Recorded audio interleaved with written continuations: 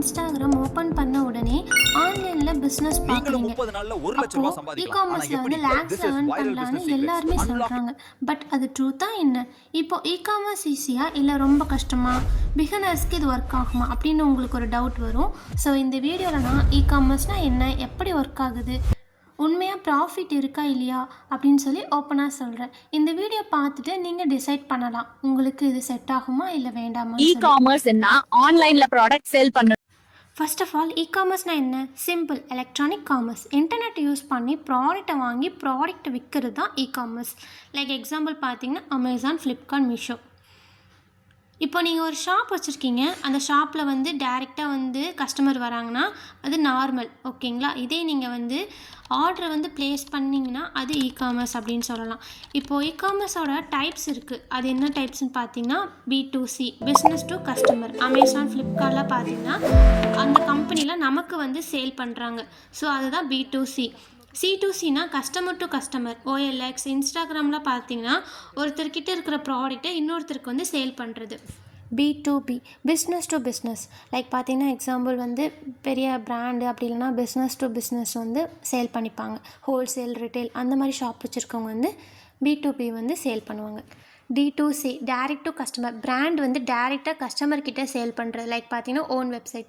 இப்போது பிகினர்ஸ்க்கு ஈஸியாக எதுன்னு பார்த்தீங்கன்னா B2C and then C2C, business to customer, customer to customer. இப்போ நான் ட்ரூத் சொல்கிறேன்.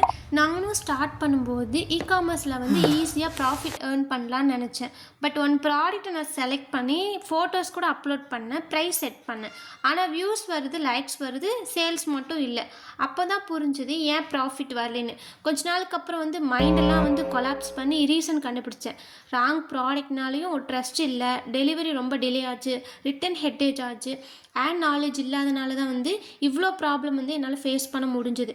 யூடியூப்பில் வந்து காட்டுறாங்க ஒன் ப்ராடக்ட்டை செலக்ட் பண்ணி அதில் 1 lakhs வரையும் வந்து ஏர்ன் பண்ணலான்னு சொல்கிறாங்க. பட் ரியாலிட்டி என்ன? First 3 or 6 month learning period தான். AI e-commerce truth. இப்போ எல்லாரும் சொல்கிறாங்க AI இருந்தால் பிஸ்னஸ் ஈஸியாக இருக்குன்னு சொல்லி. பட் ட்ரூத் என்ன?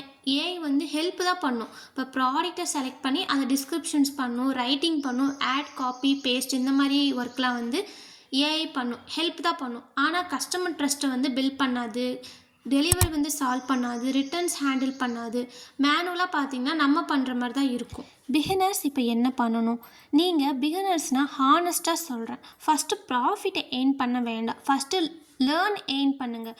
ஒன் ப்ராடக்ட்டை வந்து ஃபோக்கஸ் பண்ணுங்கள். டெய்லி வீடியோஸ் கண்டென்ட் போடுங்க. ரியல் எக்ஸ்பீரியன்ஸை ஷோ பண்ணுங்கள். இ-காமர்ஸில் வந்து சக்ஸஸ் வேணும்னா பேஷன், ட்ரஸ்ட், கன்சிஸ்டன்ட் ரொம்ப இம்பார்ட்டன்ட். இந்த வீடியோ பார்த்து முடிச்சுட்டு நீங்கள் டிசைட் பண்ணுங்கள். இ-காமர்ஸ்னால் உங்கள் லைஃப் சேஞ்ச் பண்ண போகுதா இல்லை சைடு இன்கமாக ட்ரை பண்ணலாமான்னு சொல்லி கமெண்ட்டில் சொல்லுங்கள். பாய்.